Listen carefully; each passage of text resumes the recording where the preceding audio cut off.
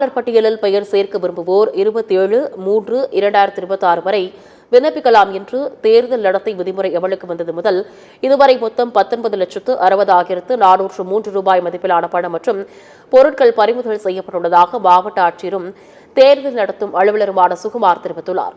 மாஞ்சோலையில் முன்னர் 5 இருந்த வாக்குச்சாவடிகள் பெரும்பாலான தொழிலாளர்கள் வெளியேறிய நிலையில் 3 குறைந்துள்ளதாகவும் கூறினார்.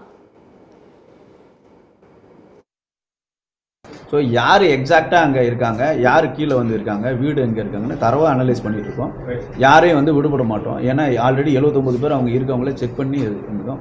உங்கள் எல்லாருக்கும் தெரிஞ்ச விஷயம் தான். நான் ஜாயின் பண்ண உடனே அங்கே போனேன். அப்போயே வந்து 83 ஃபேமிலிஸ் தான் இருந்தாங்க. அப்புறம் வந்து 44 ஃபேமிலி இருந்தாங்க. நான் 2வது தடவை போகும்போது ஒரு 6 மாதம் கழிச்சு. ஸோ இது சம்மந்தமாக நான் ஸ்டேட்டஸ் ரிப்போர்ட்டு போர்ட்டில் நான் போட்டுக்கிட்டே இருக்கேன். ஆல்ரெடி அங்கே 5 வாக்குச்சாவடி இருந்துச்சு போன லோக்சபா எலெக்ஷனில். இப்போ அது 3 வாக்குச்சாவடியாக வச்சுருக்கோம். ஊத்தில் 1, 4 முக்கில் 1, மாஞ்சோலையில் 1. ஊத்தில் வெறும் 10 ஓட்டர்ஸ் இருந்தாங்க. அதுலேயும் 4 பேர் இப்போ ரீசெண்டாக அவருக்கு ஒரு பையனுக்கு இது கொடுத்துட்டோம், அப்பார்ட்மெண்ட் ஹவுஸ் கொடுத்துட்டு அவங்க இங்கே ஃபார்ம் 6 கொடுத்துட்டாங்க.